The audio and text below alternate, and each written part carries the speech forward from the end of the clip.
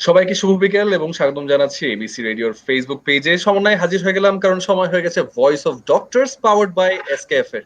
Yes, সবাইকে welcome.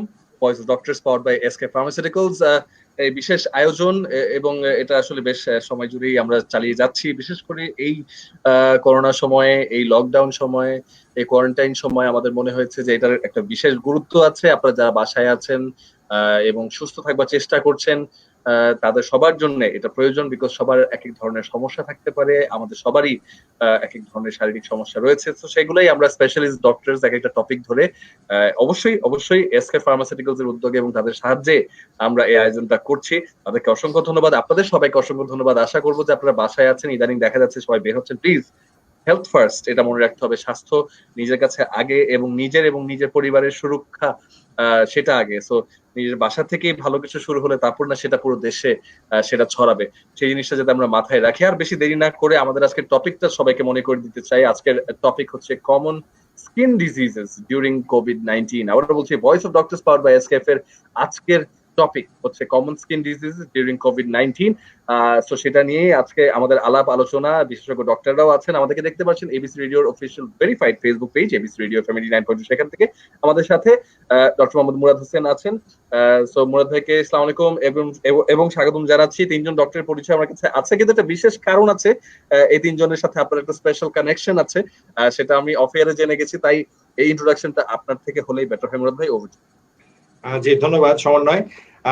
শুভ বিকেল। আমি সকল দর্শক শ্রোতাদেরকে আমন্ত্রণ জানাচ্ছি আমাদের আজকের অনুষ্ঠানে।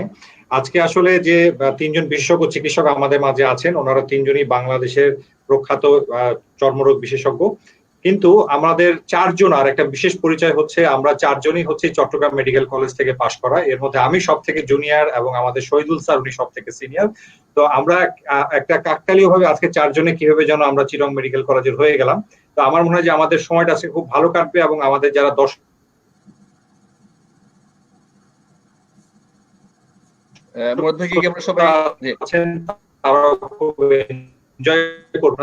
আমাদের প্রথম অনুষ্ঠানের শুরুতে আমি প্রথমে সাইফুল স্যার আপনার দৃষ্টি আকর্ষণ করছি এবং আমরা জানতে চাচ্ছি যে আসলে কোভিড-19 তো আমরা জানি যে অনেকগুলো ম্যানিফেস্টেশন আছে, যার সাথে সম্পর্কিত হচ্ছে আমাদের লাংস, কিছু সম্পর্কিত হচ্ছে আমাদের জিআই ট্র্যাক্টের সাথে।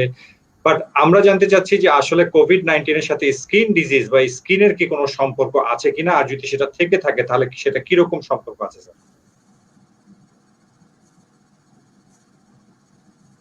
স্যার আনমিউট করে নিতে হবে।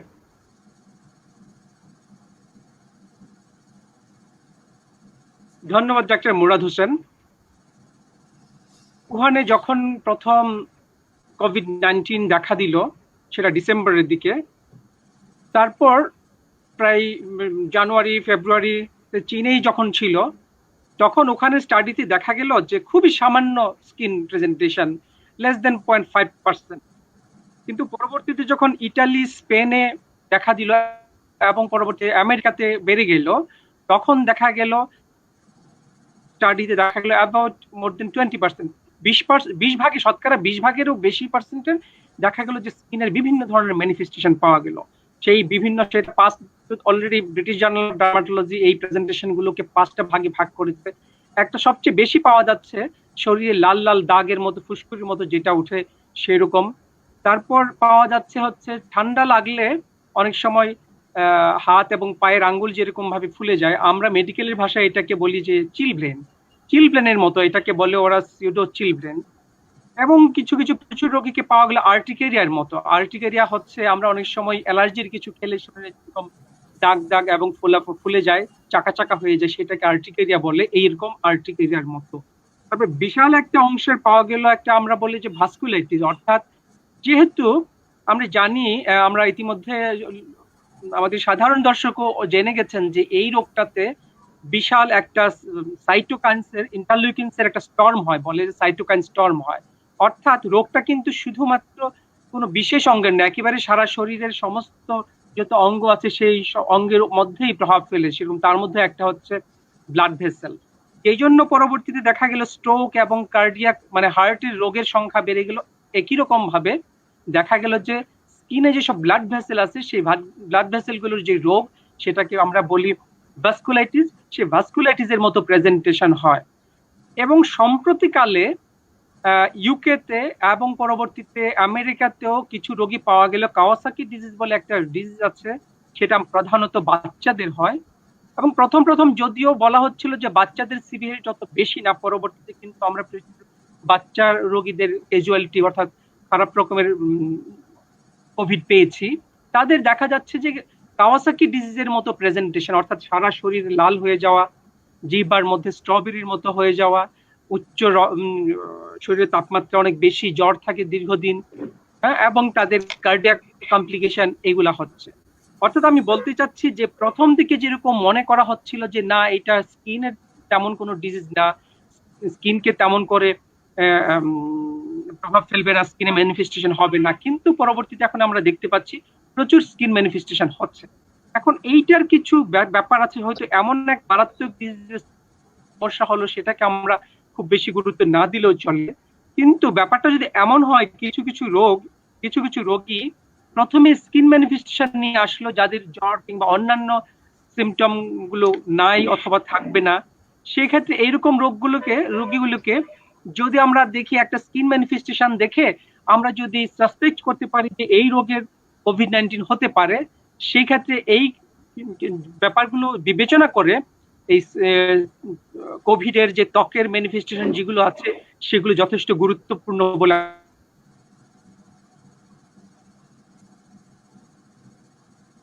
মুরাদ। জি, ধন্যবাদ স্যার, ধন্যবাদ আপনার চমৎকার উত্তরের জন্য।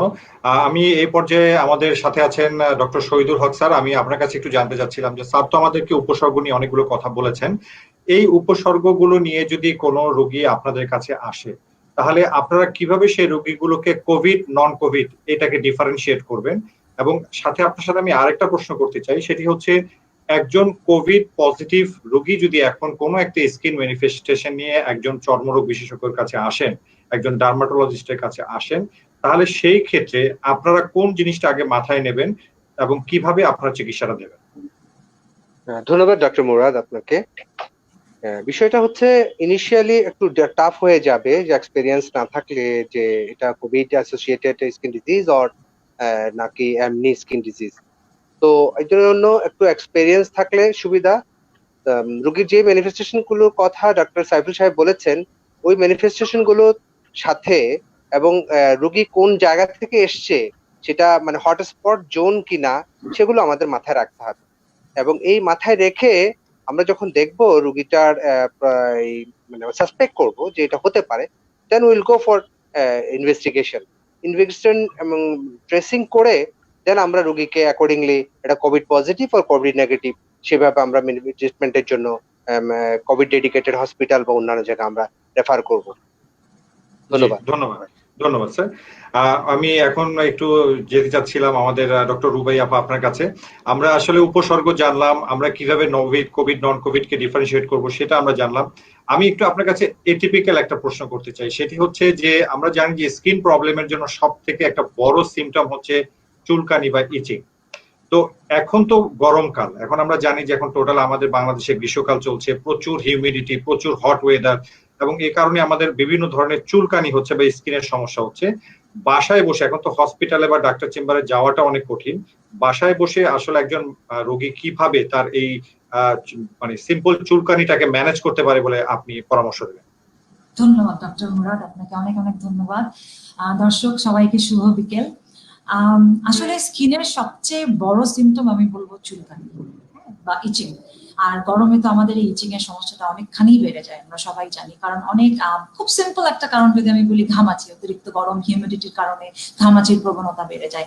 এর পাশাপাশি কিছু ফাঙ্গাল ইনফেকশন হয়, সেগুলো তো অনেক চুলকানি থাকে। সো এই চুলকানিটা আসলে স্কিনের সবচেয়ে বড় আমি যেটা বলবো চ্যালেঞ্জ, সেটা হচ্ছে আমাদের আসলে দেখতে হয় যে ডিজিজটা দেখতে কেমন, পেশেন্টকে সামনাসামনি দেখে আসলে এটা ডায়াগনোসিস করাটা সবচেয়ে ভালো। কিন্তু এখন যেহেতু আমরা সবাই একটা লকডাউনের মধ্যে আসছি, সবাই হাসপাতালে আসতে ভয় পাচ্ছে, সো যেটা আমরা করতে পারি, হয় পেশেন্ট একটা ছবি দেখে আমরা জিনিসটাকে আমাদের আগে আইডেন্টিফাই করতে হবে যে এটা আপনার সিম্পল জাস্ট ঘামাচি জনিত চুলকানি হচ্ছে, না কোনো ফাঙ্গাল ইনফেকশন হচ্ছে, নাকি অন্য কোনো প্রবলেমের কারণে তার এই ইচিংটা হচ্ছে। যেমন অনেক এক্সিমা বেড়ে যায় গরমে অনেক ধরনের। এখন আমরা কোভিড এর ভয়ে অনেকেই আমরা গ্লাভস ইউজ করছি, গ্লাভস থেকে এক ধরনের হ্যান্ড এক্সিমা বেড়ে যাচ্ছে।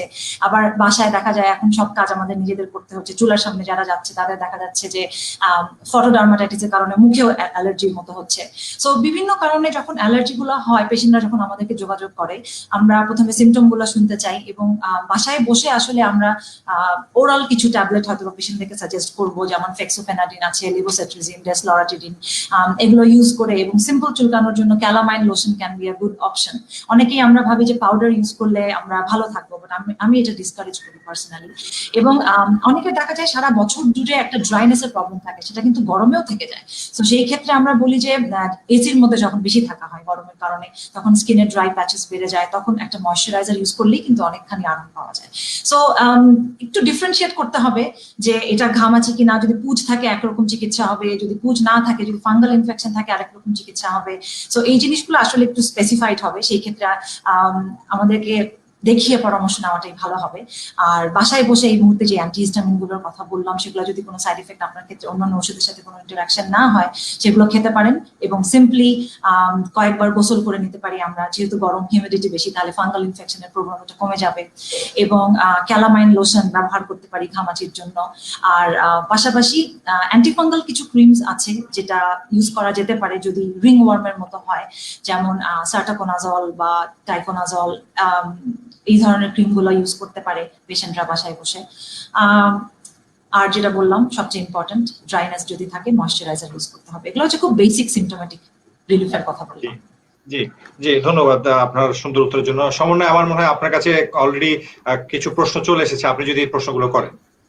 জি, ধন্যবাদ মুরাদ ভাই আপনাকে এবং সকল ডক্টরসকে আসসালামু আলাইকুম এবং welcome to ABC radio on voice of doctors powered by SK pharmaceuticals. আমাদেরকে আরিশা লিখেছেন, আরিশা তারান্নুম, হাত এবং পিঠের স্কিনে বেশ অনেকগুলো কেলয়েড আছে। আচ্ছা, অ্যালোপ্যাথিতে এর চিকিৎসা সুবিধা কেমন, একটু পরামর্শ দিলে খুব উপকৃত হতাম। এবং এই প্রোগ্রামের নিয়মিত দর্শক, উনি সেটা ক্লেম করছেন, প্রোগ্রামগুলো শুনে খুবই উপকৃত হয়। ধন্যবাদ আপনাকে নিয়মিতভাবে আমাদের সাথে থাকবার জন্য। জি, আমি সাইফুল স্যারকে বললেন, স্যার আপনি যদি আমাদের দর্শকের প্রশ্নটির উত্তর দেন। জি, কেলয়েডের খুব ভালো চিকিৎসা আছে। এর মধ্যে বিভিন্ন ধরনের চিকিৎসা আছে, যেমন ইন্টারলেশনাল স্টেরয়েড, অর্থাৎ আপনি ওই রোগটার ভেতরে আমরা এক ধরনের ইনজেকশন দিয়ে দেই। তো এই দেয়াটা একজন এক্সপার্ট ডার্মাটোলজিস্টই দিতে পারে, কারণ এটাতে কম বা বেশি হলে একটু ক্ষতি হতে পারে। যেমন বেশি হলে এখানে দেবে যেতে পারে, সুতরাং আপনি একজন এক্সপার্ট ডাক্তারের কাছ থেকে ইন্টারন্যাশনাল স্টেরয়েড মানে ট্রায়ামসোলন ইনজেকশনটা নিতে পারেন। অথবা আরো আছে, যেমন আপনার ক্রায়োথেরাপি আছে এইটার ট্রিটমেন্ট অপশনের মধ্যে। খুব বড় হয়ে গেলে, যেমন অনেক জায়গায় আছে অনেক বড় হয়ে যায়, তখন সার্জিক্যাল এক্সিশন করে সেটার মধ্যে আবার আমরা কিছু ওষুধ দিয়ে দিই, এইসব আছে। হ্যাঁ, এগুলো আপনি একজন ডার্মাটোলজিস্টের কাছে এগুলা। তবে আপনাকে আমি এখান থেকে কোনো ওষুধ দিতে পারবো না কেলয়েডের জন্য। এমন কোনো ট্যাবলেট বা ওষুধ নাই যেটা আপনাকে খেলে কেলয়েড হবে না বা চলে যাবে। সেটা আপনাকে আমি যে জিনিসগুলো বলেছি সেগুলো দিতে হবে। আর একটা জিনিস মনে রাখবেন, যার কেলয়েড হয় অর্থাৎ কেলয়েড হওয়ার টেন্ডেন্সি থাকে, এটা কিন্তু কেলয়েড কিন্তু হতেই থাকে। যেমন আপনার যদি ঘন ঘন ব্রণ হয়, ব্রণ শুকালে সেখান থেকে কেলয়েড হতে পারে। কোনো ঘা হয়, কেটে গেলে শুকালে সেই জায়গায় কেলয়েড হতে পারে, অর্থাৎ কেলয়েড হওয়ার টেন্ডেন্সি থাকে। ধন্যবাদ। জি, ধন্যবাদ স্যার। জি, সমন্বয়। জি, মুরাদ ভাই, এছাড়া আমাদেরকে আব্দুর রাজ্জাক বলছেন ধন্যবাদ। আচ্ছা, ধন্যবাদ সাইফুল ভাই। ডক্টর সাইফুলকে উনি ধন্যবাদ দিয়েছেন। মাহিনুর ফাইরুজ উনি বলছেন, we are hearing about skin problems that are emerging as a potential sign of COVID. Is there a connection between COVID-19 and skin lesions? So আজকের টপিকটার সাথে একদম সরাসরি সম্পৃক্ত এই প্রশ্নটা, যেহেতু আমরা স্কিন ডিজিজ এবং কোভিড-19 এর সাথে রিলেট করেই প্রশ্নগুলো করছি এবং সেটাই জানার চেষ্টা করছি। মুরাদ ভাই, জি, অলরেডি এটা নিয়ে আমাদেরকে সাইফুল স্যার বলেছেন। তারপর আমি এই আমাদের দর্শক শ্রোতার জন্য আমি শহীদুল হক স্যারকে আবার রিকোয়েস্ট করবো, স্যার আপনি যদি একটু সাপ্লিমেন্ট করেন। ধন্যবাদ ডক্টর মুরাদ। প্রশ্নটা খুবই সুন্দর এবং সময় উপযোগী। অলরেডি ডক্টর সাইফুল এর সম্বন্ধে ডিটেলস আলাপ করেছে। তারপর আমরা এটা বলবো যে আসলে প্রথম দিককার এই রোগের সাথে স্কিন ডিজিজের রিলেশনটা খুব বেশি ছিল না। পরবর্তীতে আস্তে আস্তে দেখা গেল যে সাইটোকাইন্স এর যে সমস্ত ম্যানিফেস্টেশন গুলো as a effect of the cytokine যে ম্যানিফেস্টেশন গুলো আসে তারই পার্ট হিসাবে এখানে বিভিন্ন রকমের আপনার লাল ফোস্কা পড়ছে, তারপরে কিছু ভাস্কুলাইটিস টাইপ লিশন যেগুলো পেইনফুল হতে পারে এবং কি বলে আপনার লাল র্যাশের মতো হতে পারে, এগুলো হয়। এবং আরেকটা জিনিস যেটা সেটা হচ্ছে যে আপনার হাতে পায়ে অ্যালার্জির মতো ফুলে গিয়ে চুলকানি এবং একটু ব্যথা হতে পারে, এই হচ্ছে বিষয়। এই রোগগুলোর সাথে কোভিড এর যে আদার ম্যানিফেস্টেশন গুলো ইউজুয়ালি থাকে, অনেক সময় নাও থাকতে পারে। তারপর আমি বলেছি, আগের প্রশ্নেই বলেছি যে আমাদের চিন্তা করতে হবে যে সে মানে তার অবস্থানটা, তার মানে জিওগ্রাফিক্যাল হিস্ট্রিটা ভেরি ইম্পর্টেন্ট। তার এলাকাতে আশেপাশে কোনো কোভিড পেশেন্ট যদি থাকে, এট দ্য সেম টাইম যদি তার নিউলি এই সমস্ত স্কিন ডিজিজ গুলো যেগুলো অলরেডি ডাক্তার সাইফুল এবং আমি বলেছি এগুলো যদি থাকে, তাহলে তার মাথায় এটা রাখতে হবে। ইন দ্যাট সিচুয়েশন আসলে তাকে একজন ডাক্তারের চর্ম বিশেষজ্ঞ শরণাপন্ন হলে আশা করছি সে একটা ভালো উত্তর পাবে এবং অ্যাকর্ডিংলি ট্রিটমেন্ট পেতে পারে। ধন্যবাদ ডক্টর মুরাদ। জি জি জি, ধন্যবাদ স্যার। সমন্বয় আমাদের হাতে কি আর কোনো প্রশ্ন আছে? নাহলে আমার কাছে কিছু এসএমএস ছিল, আমি সেই এসএমএস গুলো একটু পড়তাম। প্রশ্ন আছে কিন্তু আপনি এসএমএস পড়ে তাহলে তাহলে আমি তাহলে দুটি এসএমএস পড়ছি। আমার প্রথম এসএমএসটি হচ্ছে ডক্টর রুবাইয়া ওনার জন্য। আমাদের এক দর্শক প্রশ্ন করেছেন, ওনার গরম হলেই চুলকানি হয় এবং ঘামাচি হয়। ওনার বয়স হচ্ছে 38 বছর, উনি মহিলা, এবং যেই জায়গাগুলোতে ওনার শরীরের ভাঁজ আছে সেই ভাঁজের জায়গাগুলোতে ঘামাচি হয় এবং প্রচন্ড চুলকানি হয়, এবং উনি পাউডার ব্যবহার করলে এবং বিল্ট-ইন জাতীয় ওষুধ খেলে চুলকানিটা কমে যায়। উনি কি করবেন? ধন্যবাদ দর্শককে ওনার এসএমএস এর জন্য। উনি যেটা বলছে যে ওনার বডি ফোল্ড গুলোতে অনেক চুলকানি হয়, সো গরমে কিন্তু এটা খুবই স্বাভাবিক একটা ঘটনা, যেটা আমরা আমাদের ভাষায় বলি ইন্টারট্রিগো, মানে it's a kind of a mixed infection, fungal বা ব্যাকটেরিয়াল ইনফেকশন থেকে হতে পারে। কারণ ভাঁজগুলো কিন্তু আমাদের সবসময় ঘেমে থাকছে বাসায় যতই কাজ করছি। সো আমি আমার পেশেন্টদের ক্ষেত্রে খুব সহজ একটা সমাধান দিই, সেটা হচ্ছে যে আপনি চেষ্টা করবেন যখনই আপনি ঘেমে যাচ্ছেন একটা সফট টাওয়েল দিয়ে ঘামটা মুছে ফেলতে, বা যে জায়গাগুলো ঘেমে যাচ্ছেন একটা টিস্যু বা একটা গজ ইউজ করতে, ঘেমে গেলে গজটা ফেলে দিলেন, আবার আপনি একটা ফ্রেশ গজ ইউজ করলেন। এবং কিছু মলম আছে, যেমন ওভার দ্য কাউন্টার আসলে খুব কমনলি দেখা যায় সবাই এগুলোতে, যেমন আমি সবসময় বলি যে ভিটামিথাসন বা এই ওষুধটা একটা জাতীয় মলমে পরিণত হয়েছে, সবাই আমরা যে কোনো সমস্যাতেই এটা ইউজ করে ফেলি। হ্যাঁ, এটা কিন্তু করা ঠিক না। আমাদের চেষ্টা করতে হবে যে কেন চুলকানিটা হচ্ছে, যদি আমরা দেখি যে ঘামাচির মতো হচ্ছে, যেটা আমি বললাম, ক্যালামাইন লোশন ইউজ করতে পারে, অথবা কিছু অ্যান্টিফাঙ্গাল যুক্ত পাউডার পাওয়া যায়, কিটোকোনাজল পাউডার, এটা আমরা ব্যবহার করতে পারি এবং গরমের জন্য বারবার গোসল করে ফেলতে পারি। এই জিনিসগুলোর পরেও যদি আমরা দেখি সমাধান হচ্ছে না, তাহলে আমাদের অবশ্যই বিশেষজ্ঞ পরামর্শ দিতে হবে, কারণ ফাঙ্গাল ইনফেকশন থাকলে সেটা আসলে ইমিডিয়েটলি চিকিৎসা করতে হবে। কারণ ফাঙ্গাল ইনফেকশন দেখা যাচ্ছে এখন খুব ট্রিটমেন্ট রেজিস্ট্যান্ট হয়ে যাচ্ছে, কারণ আমরা বাসায় বসে বিভিন্ন মলম ট্রাই করে ফেলি, পরে যখন একেবারে দেয়ালে পিঠ ঠেকে যায় তখন আমরা ডক্টরের কাছে যাই। সো আমি বলবো যে একদম শুরুতেই আমাদের এটা চিকিৎসা করে ফেলা ভালো। আমি যে সিম্পল সলিউশন গুলোর কথা বললাম, ওগুলোর পরেও যদি না যায়, একটা অ্যান্টিহিস্টামিন খাওয়ার পরেও যদি না যায়, তখন অবশ্যই একটা বিশেষজ্ঞের পরামর্শ নিতে হবে। জি, ধন্যবাদ আপনার চমৎকার উত্তরের জন্য। আমি দ্বিতীয় এসএমএসটি নিচ্ছি। আমাদের দ্বিতীয় এসএমএসটি করেছেন একটা বাচ্চা, একটা বেবির মা। বেবির বয়স হচ্ছে 11 মাস, তার সারা শরীরে ঘামাচিতে ভরে গেছে। ঘামাচি পাউডার দেওয়ার পরও ঘামাচি কমছে না এবং বাচ্চা সারাদিন চুলকাচ্ছে, কান্নাকাটি করছে। উনি এখন কি করবেন সাইফুল স্যার? 11 মাস বয়সের বাচ্চা, সারা শরীরে ঘামাচি, চুলকানি। আচ্ছা, সবচেয়ে বড় কথা, ঘামাচি হচ্ছে গরম থেকে তাকে ঠান্ডা রাখার ব্যবস্থা করতে হবে। আর যে ঘামাচির জন্য যে পাউডার দেওয়া হয় সেটা স্বাস্থ্যের জন্য ভালো না, পাউডারটা অ্যাভয়েড করবে। আর যদি খুব বেশি পরিমাণে ঘামাচি হয়, সেক্ষেত্রে খুব মাইল্ড টপিক্যাল, যেমন নিউবেট একটা ক্রিম আছে, বড় জোর 7 থেকে 10 দিনের মতো লাগাবে, তার বেশি লাগাবে না, এবং এই ওষুধ পরবর্তীতে কখনোই নিজে নিজে লাগাবে না। আর যদি তার আর সাথে একটা অ্যান্টিহিস্টামিন সিরাপ, যেমন সিরাপ অ্যালাট্রল অথবা এই ধরনের সিরাপ 1 চামচ একবার বা আধা চামচ একবার খাওয়াবে, 5-7 দিন খাওয়াবে। জি, ধন্যবাদ স্যার। সমন্বয় আপনি। জি, সো আমরা একটু আগে যার কোয়েশ্চেনটা নিয়েছিলাম, মাহিনুর ফাইরোজ, উনি জিজ্ঞেস করছেন, have you seen any cases of COVID toes in your patients? Shahidul Haque sir. ধন্যবাদ। না, আমি আসলে এ ধরনের এখনো কোভিড স্কিন ডিজিজ অ্যাসোসিয়েটেড কোনো কোভিড পেশেন্ট পাইনি। আমার আমার চেম্বারে বা আমার আমি যেখানে জব করি ওই জায়গাটাতে আমি এখনো ওইভাবে পাইনি। জি, আচ্ছা। আমি এই প্রশ্নটা আসলে আমাদের তিনজনকে করতে চাই, রুবাই আপা এবং হচ্ছে সাইফুল স্যার, এই কারণে এটা খুবই ইম্পর্টেন্ট একটা প্রশ্ন, আমরা কেউ পেয়েছি কিনা আপনাদের দুজন। আচ্ছা, যেটা বলতে চাচ্ছি, সরি বলি না, কোভিড ডোজ এখন একটা ইস্টাবলিশড টার্ম। হ্যাঁ, কোভিড ডোজ খুব পাওয়া যাচ্ছে, তো আমাদের দেশে আমরা এখনো সেরকম ভাবে পাইনি। তবে কোভিড ডোজ অলরেডি একটা ইস্টাবলিশড টার্ম, আমেরিকাতে এবং ইউরোপে এটা প্রচুর পাওয়া গেছে। যেটা ভাস্কুলারিজ আমরা যে কথাগুলো বললাম, যে চিলব্লেন, সিডোচিলব্লেন হচ্ছে সেই কোভিড ডোজ। জি, ধন্যবাদ। রুবাই আপা। জি, জি, ধন্যবাদ। আসলে এই যে আমরা কোভিড নিয়ে এত কথা বলছি, কোভিডের সবকিছু কিন্তু এখনো অনেক কনফিউজিং একটা স্টেজ, এবং কোভিডকে বলা হয় যে এটা একটা গ্রেট মিমিকার স্কিনের ক্ষেত্রে, যে সে স্কিনের বিভিন্ন রূপে সে আসে। যে আমার সিনিয়র ভাইরা ওনারা অনেক সুন্দরভাবে এক্সপ্লেইন করেছে কি কি রূপে এটা আসতে পারে। আপনার কোয়েশ্চেনের খুব সহজ জবাব হচ্ছে না, আমরা এখনো পাইনি। তাই বলে স্কিনে যদি এখন কোনো র্যাশ হয়, আমরা প্রথমেই কিন্তু কোভিডের কথা চিন্তা করবো না, কারণ as with any viral fever, আমি অতীতে দেখেছি maximum viral fever can be associated with skin rash.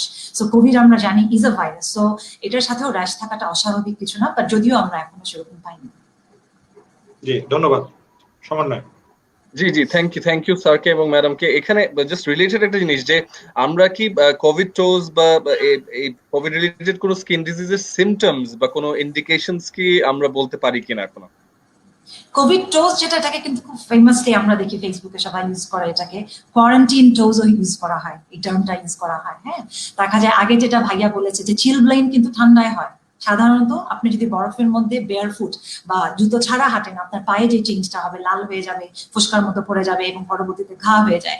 So ওই জিনিসটাই আমরা কোভিড টোজ নামে এখন বলছি। দেখা যাচ্ছে যে বাসায় বসে বা যার জ্বর আসছে, তার পায়ের বুড়ো আঙ্গুল বা অন্যান্য আঙ্গুলগুলো একটু লাল হয়ে যাচ্ছে, প্রচন্ড ব্যথা হচ্ছে, ওখানে ব্লিস্টার্স হতে পারে, আলসারেশন হতে পারে। সো এটাকেই ফেমাসলি বলা হচ্ছে যে কোভিড টোজ বা কোয়ারেন্টিন টোজ। জি, ধন্যবাদ। আর সমন্বয়, আপনার কাছে কি আর কোনো প্রশ্ন আছে? অনেক অনেক অনেক, একদম। আচ্ছা, আমার মনে হয় আমরা প্রশ্নগুলো আগে নেই। জি জি জি জি, এ কে এম শফিক বলেছেন সময় উপযোগী প্রোগ্রাম।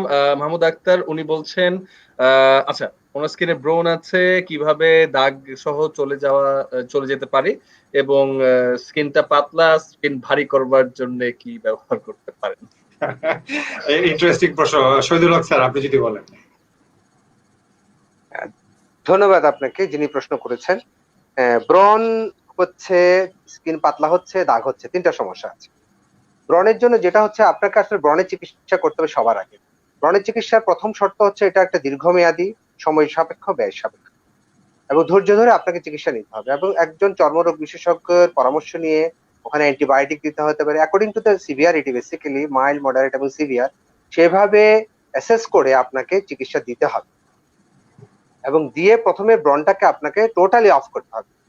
দেন আপনাকে দাগ দেওয়ার ওষুধ দিতে হবে, এবং দাগ দেওয়ার ওষুধের জন্য বিভিন্ন রকমের আপনার রেটিনয়েডস গুলো, ব্লিচিং এজেন্ট ইউজ করা হয়, সেগুলো আপনি আসলে বেসিক্যালি ডাক্তারের পরামর্শ করে করা উচিত।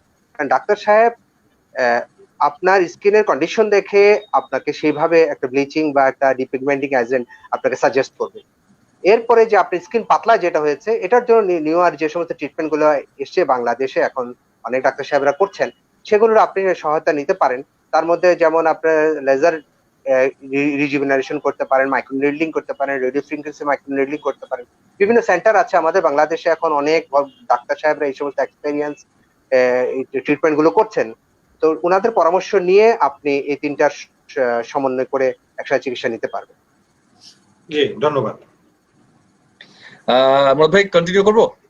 হ্যাঁ জি, অবশ্যই, দর্শকের প্রশ্ন সবার আগে। জি, ধন্যবাদ ডক্টরকে।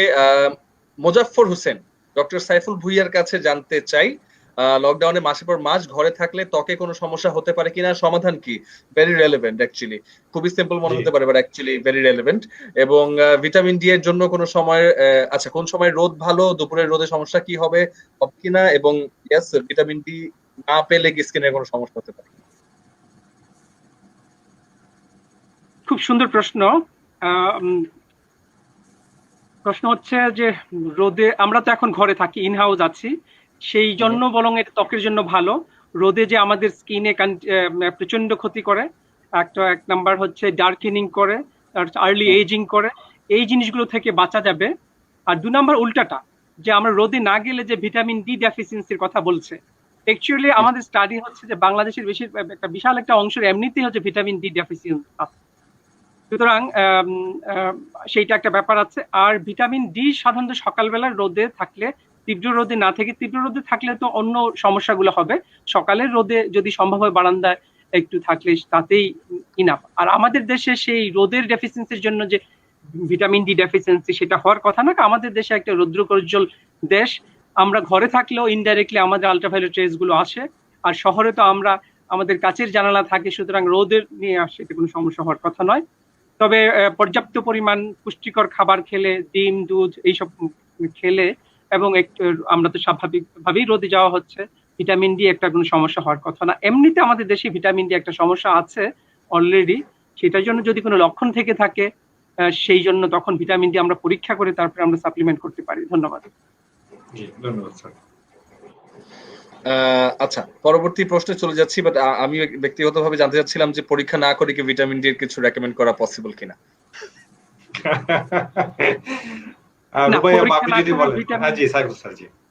পরীক্ষা না করে ভিটামিন ডি খাওয়া ঠিক হবে না, কারণ হাইপার ভিটামিনোসিস ডি বলে একটা কথা, রোগ না, কন্ডিশন আছে, এটা খুব একটা ভালো না। সুতরাং কেন আমরা খাবো? আমাকে পরীক্ষা করে এবং রেসপেক্টিভ ডাক্তারের কাছ থেকে খেতে হবে, কারণ হচ্ছে সেই ভিটামিন ডি এর কতগুলো প্রোটোকল আছে, প্রোটোকল মেনে খেতে হবে, কারণ হাইপার ভিটামিনোসিস ডি একেবারে ফেলনা কোনো রোগ নয়, একটা যথেষ্ট কমপ্লিকেটেড একটা সিচুয়েশন। এটা করারও বিশেষ কারণ দেখা যায় যে প্রায় দেখি যে আসলে আত্মীয় স্বজনদের মধ্যে বলি বা নিজেদের মধ্যে যে আছে, ঠিক আছে মা এসে দিল এই যে ভিটামিন খাও, এটা খাওয়া খুব প্রয়োজন, বা একটা ট্যাবলেট এটা মানছি, কারণ টেস্টটা একটু এক্সপেন্সিভ হয়ে যায় আমি জানি, কিন্তু আসলে টেস্টটা করা উচিত, কারণ হচ্ছে আপনার কতটুকু আছে তার উপর ডিপেন্ড করেই কিন্তু সাপ্লিমেন্টটা দেওয়া হবে, ঠিক অতটুকুই দেওয়া হবে যতটুকু আপনার জন্য দরকার। সো এর বেশিও আপনার জন্য ক্ষতিকর, এর কমও আপনার জন্য ক্ষতিকর, সো আমরা এই রিস্কটা কেন নেব? জি, নিশ্চয়ই নিশ্চয়ই। জি, সুরাইয়া ঐশী লিখেছেন, সুরাইয়া ঐশী উনি প্রথমত যেটা জানতে চাচ্ছেন, আচ্ছা, যেটা হচ্ছে যে রেমেডিস টু কন্ট্রোল সোরাইসিস এটা, এবং করোনা ভাইরাসের জন্য র্যাশ হয় তার শরীরের কোন কোন জায়গায় হয়ে থাকে, এই দুটো জিনিস। জি, আমি শহীদুল হক স্যার আপনাকে অনুরোধ করছি। প্রশ্নটা আবার একটু। জি, আমরা যদি প্রথমে তাহলে এটাই বলি, করোনা ভাইরাসের জন্য র্যাশ হয়ে থাকলে তার শরীরে কোন কোন জায়গায় হয়ে থাকতে পারে?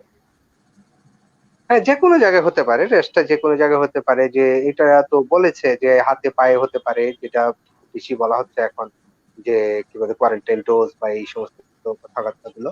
আর একটা জিনিস হচ্ছে যে শরীরে যে বিভিন্ন জায়গায় হতে পারে, পিঠে হতে পারে, হাতে হতে পারে, যে কোনো জায়গায়। ইনফ্যাক্ট আসলে স্পেসিফিক করে কোনো কিছু বলা আছে কিনা আমি জানি না, আমার মনে হয় না নাই। আরেকটা প্রশ্ন কি ছিল? জি, ওনার দ্বিতীয় প্রশ্ন ছিল বাসায় বসে সোরিয়াসিসের কোনো চিকিৎসা নিতে পারেন কিনা। আচ্ছা, সোরিয়াসিসের কথা যেটা হচ্ছে যে আসলে সোরিয়াসিস মানে আপনাকে আঘাত মুক্ত হতে হবে, আঘাত মুক্ত অবস্থায় থাকতে হবে। আঘাত দুই ধরনের হতে পারে, একটা হচ্ছে মেন্টাল আঘাত আর মানসিক আঘাত, একটা হচ্ছে শারীরিক আঘাত। মানসিক ভাবে আপনাকে ফিট থাকতে হবে এবং সবসময় চার্মিং মুডে থাকতে হবে, এবং সবসময় আপনাকে বুস্ট আপ মুড এবং চেয়ার আপ মুডে থাকতে হবে। আরেকটা জিনিস হচ্ছে যে আপনি ওই সোরিয়াটিক লেশনটাকে আপনি স্ক্র্যাচ করবেন, হয়তো কোনো কাজ নেই তো খোঁচাচ্ছেন, চামড়া তুলে ভাবছেন যে চামড়াটা উঠে গেলে মানে নিচ থেকে নতুন চামড়া উঠবে, নট দ্যাট। আপনি যত আঘাত করবেন তত এটা বাড়বে। এই জন্য আমি যেটা পরামর্শ দেব, যেটা মানসিক ভাবে আপনি আঘাতমুক্ত থাকেন এবং শারীরিক ভাবে ওই ক্ষতটাকে আপনি আঘাত করবেন না, যতটুকু সম্ভব আপনি ওটাকে ময়শ্চারাইজ করে বা একটু ভেসলিন জাতীয় লাগিয়ে একটু কন্ট্রোলে রাখার চেষ্টা করবেন। এবং আপনি যে ডাক্তারের আন্ডারে আছেন মাঝে মাঝে ওনার সাথে আপনি যোগাযোগ করে স্টেরয়েড বা আদার অন্য কোনো ওষুধ যদি আপনি প্রেসক্রাইব করা থাকে সেটা বাড়িয়ে কমিয়ে আপনি কন্ট্রোল করতে পারবেন। জি, ধন্যবাদ স্যার। সমন্বয়, আপনার কাছে নিশ্চয়ই আরো কিছু প্রশ্ন আছে। জি, আছে। সো সুন্দর প্রোগ্রাম। ইমরান রনি বলছেন, মামুনুর রশিদ, শরীরের কোথাও কেটে গেলে সেই জায়গা থেকে কোভিড-19 সংক্রমিত হওয়ার কোনো চান্স আছে কিনা? ইন্টারেস্টিং প্রশ্ন। রুবাইয়া আপা। Very nice question. আসলে কোভিড এর জন্য কিন্তু এত কথা কোভিড রিলেটেড যে প্রোটেকশন গুলো আমরা নিচ্ছি, আমরা ডক্টররা সবসময় আমরা যখন পেশেন্ট দেখছি একটা 6 ফিট ডিস্টেন্স মেনটেন করছি, মুখে মাস্ক থাকবে, আপনার শরীর যেন কভার থাকে, কারণ আপনার আশেপাশে আপনি জানেন না কে কোভিড রোগী, হ্যাঁ, অনেকেই অ্যাসিমটোমেটিকও থাকে। সো সে যদি তার হাঁচি বা তার কোনো বডি ফ্লুইডস যদি আপনার কোনো কাটার সংস্পর্শে আসে, I think that can be a possible source of COVID, of course. জি, ধন্যবাদ। সুপ্রিয় দর্শক শ্রোতা, আপনারা দেখছেন ভয়েস অফ ডক্টরস। সমন্বয় আমি 1 মিনিট সময় নিচ্ছি, আমার কাছে একটা প্রশ্ন আছে খুবই গুরুত্বপূর্ণ। আচ্ছা, সেটি হচ্ছে যে আপনারা সবাই দেখছেন voice of doctors powered by SK pharmaceuticals limited. একটা কথা না বললেই নয়, আজকের অনুষ্ঠানে আমাদের নলেজ পার্টনার হচ্ছে এসকেএফ এর অন্যতম একটা প্রধান অ্যান্টিহিস্টামিন ব্র্যান্ড, যেটাকে আমরা সোজা কথা এক কথায় বলতে পারি হাঁচি কাশি চুলকানির ওষুধ built-in, that means bilastine preparation. আরেকটি হচ্ছে টপিক ক্লোয়েস, যেটি হচ্ছে ক্লোবিটাসল এবং স্যালিসাইলিক অ্যাসিড কম্বিনেশন। আমাদের কাছে একটি এসএমএস একটি প্রশ্ন এসেছে। প্রশ্নটি হচ্ছে পেশেন্টের বয়স হচ্ছে 11 বছর, পেশেন্ট হচ্ছে একজন ছেলে, তার হাতের ফাঁকে ফাঁকে, আঙ্গুলের ফাঁকে ফাঁকে ছোট ছোট প্রথমে লাল ফুসকুড়ি হয়, তারপরে হলুদ হয়ে পুজ হয়, চাপ দিলে পুজ বের হয়। অনেক ওষুধ খেয়েছি কিন্তু কোনো কাজ হচ্ছে না, এর থেকে পরিত্রাণের উপায় কি? অনেক চুলকায়, আঙ্গুলের ফাঁকে অনেক চুলকায়। সাইফুল স্যার। মনে হচ্ছে সেটা খুব আমাদের দেশে খুব কমন, যেটা ইনফেক্টেড স্কেবিজ মনে হচ্ছে। হ্যাঁ, আঙ্গুলের ফাঁকে হচ্ছে, কিংবা রিস্টে হবে, ঠিক আছে, এক্সিলাতে হবে, নাভির কাছে হবে, এইগুলা স্কেবিজ। তো স্কেবিজের জন্য প্রথমত হচ্ছে তার হাইজিন মেনটেন করা। হাইজিন হচ্ছে এমন ভাবে থাকা যেন একজন থেকে আরেকজনের গায়ে না যায়, একজন আরেকজনের কাপড় চোপড় না পরে। আর চিকিৎসাটা করতে হবে ঘরের সবাই, এক ফ্যামিলিতে যারা থাকে সবাই একসঙ্গে করতে হবে, এবং সুইটেবল অ্যান্টি স্কেবিসাইডাল ওষুধ দেওয়া যেতে পারে।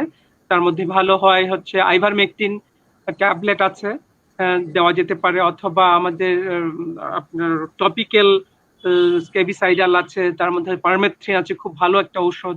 সেটা সারা রাত গায়ে লাগে, সমস্ত শরীরে লাগায় সারা রাত রাখবে, সকালে গোসল করবে, এমন ভাবে ঘরের সবাই লাগাবে। 7 দিন পরে আবার একইভাবে এরকম ভাবে পারমেথ্রিন ক্রিম লাগাবে, লাগে পরের দিন গোসল করবে। এবং চুলকানোর জন্য সাথে অ্যান্টিহিস্টামিন যেমন ট্যাবলেট বিল্ট-ইন, খুব ভালো ঔষধ, সেটা বিল্ট-ইন খাবে। আর সাথে যেহেতু ইনফেকশন আছে, যদি সেরকম ঘা হয়ে যায় সেক্ষেত্রে অ্যান্টিবায়োটিক দিতে বলবো। তো এখন যেহেতু ডাক্তারের কাছে দেওয়ার সুযোগ নাই, সুতরাং এই পরামর্শ মেনে চললে আশা করি ভালো হবে। ধন্যবাদ। ধন্যবাদ স্যার, ধন্যবাদ আপনার চমৎকার উত্তরের জন্য। সমন্বয় আপনি যদি কন্টিনিউ করেন। জি, ধন্যবাদ মোহাম্মদ ভাই। আসান সবুজ, মাথায় প্রচুর খুশকি, সলিউশনটা জানাবেন, শ্যাম্পু ইউজ করি এরপরও যায় না।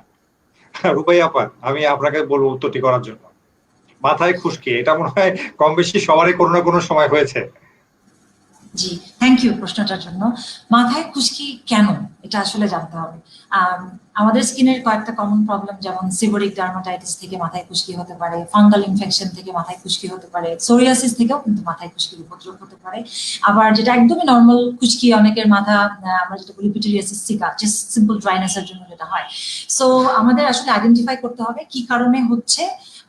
আমি বলি সবসময় পেশেন্টদেরকে তেলটা অ্যাভয়েড করতে মাথায়, আর একটা anti dandruff shampoo over the counter আপনি ইউজ করতে পারেন, যে কোনো অ্যান্টি ড্যান্ড্রফ শ্যাম্পু যেটার মধ্যে কিটোকোনাজল আছে বা যেটার মধ্যে জিঙ্ক পাইরোথিয়ান আছে, এরকম একটা শ্যাম্পু আপনি রেগুলার ইউজ করলেন। বা আপনার যদি মনে হয় চুল খুব বেশি রাফ হয়ে যায়, আপনি অ্যাটলিস্ট সপ্তাহে 2 বার এটা মেনটেন করবেন। আর অন্যান্য দিন যে কোনো একটা ভালো shampoo, whatever suits you, সেটা দিয়ে আপনি শ্যাম্পু করতে পারেন।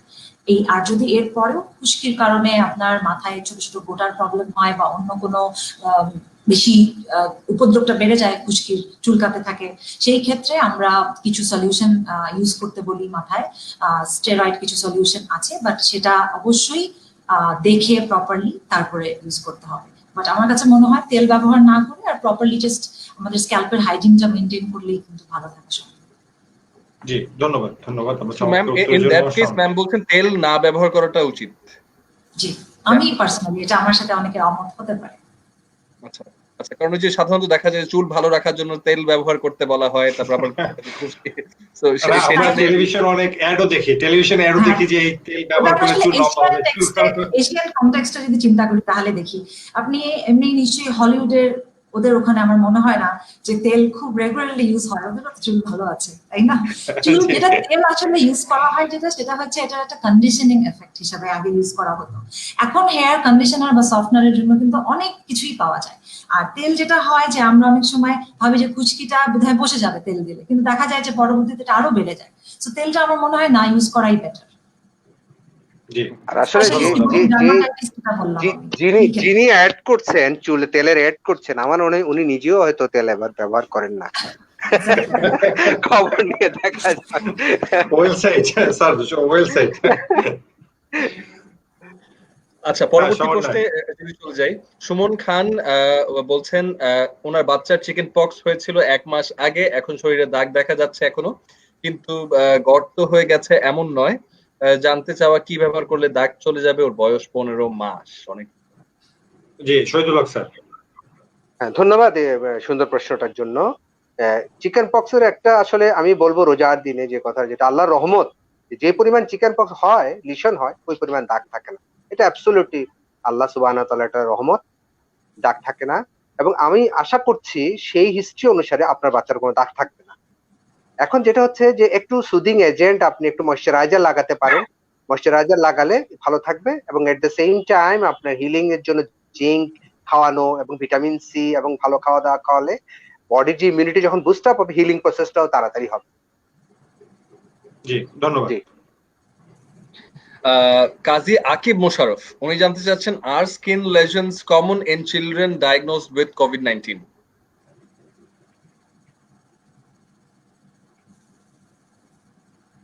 সাইফুল স্যার, আমি আসলে প্রশ্নটি ঠিক বুঝিনি। সমান আপনি আবার একটু রিপিট করেন।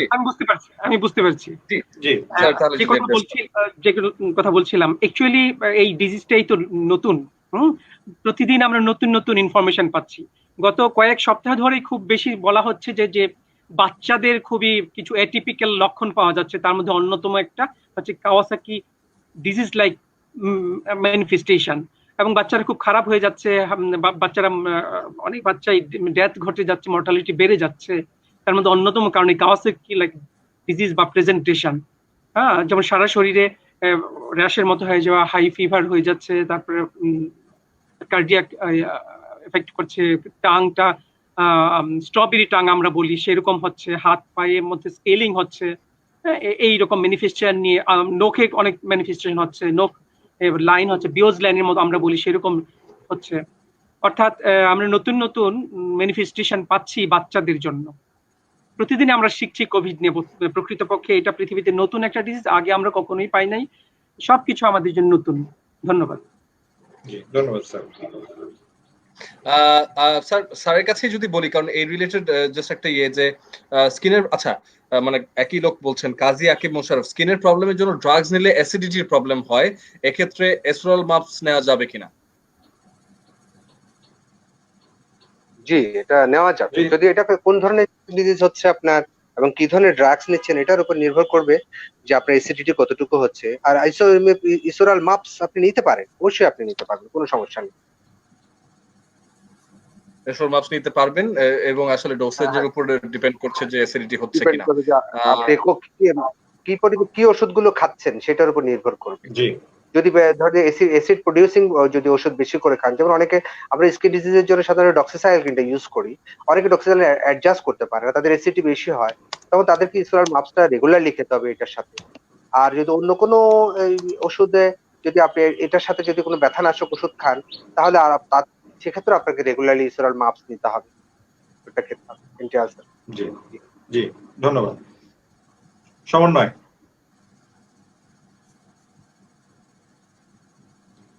সমন্বয় শুনতে পাচ্ছেন? সম্ভবত সমন্বয় হ্যাং করেছেন। আচ্ছা, আমি কন্টিনিউ করছি। আমি এখন একটু এটিপিক্যাল একটা প্রশ্নে যেতে চাচ্ছি, টোটালি আমাদের আজকে কোভিড এর বাইরে, আমার নিজের জানার আগ্রহের জন্য। সেটা হচ্ছে সোরিয়াসিস নিয়ে আমাদের সাধারণ মানুষের অনেক ভয়, যে সোরিয়াসিস মনে হয় খুব মারাত্মক একটি স্কিনের রোগ, এই রোগ থেকে আসলে এটা একটা মরণ ব্যাধি এরকম। আমি সাইফুল স্যার আপনার দৃষ্টি আকর্ষণ করছি, সোরিয়াসিস নিয়ে আপনি যদি আমাদের সাধারণ দর্শকদেরকে কিছু বলেন যে সোরিয়াসিস রোগটা আসলে কি এবং এটা কি আসলে কোনো মরণ ব্যাধি কিনা? আচ্ছা, সোরিয়াসিস কোনো মরণ ব্যাধি না হলেও এটাকে ইগনোর করার একেবারেই সুযোগ নাই। কারণ হচ্ছে এই রোগটা তো সারা জীবন থাকবে। লাইক ডায়াবেটিস, হাইপারটেনশনের মতো। তো আপনাকে জানতে হবে, শিখতে হবে কিভাবে সোরিয়াসিস নিয়ে থাকতে হবে, how to live with psoriasis আমরা বলি। হ্যাঁ, একটা এমন একটা রোগ যেটা সব সময় থাকবে, তার জন্য তো আবার সব সময় আপনি খুব সিরিয়াস থাকতেও পারবেন না।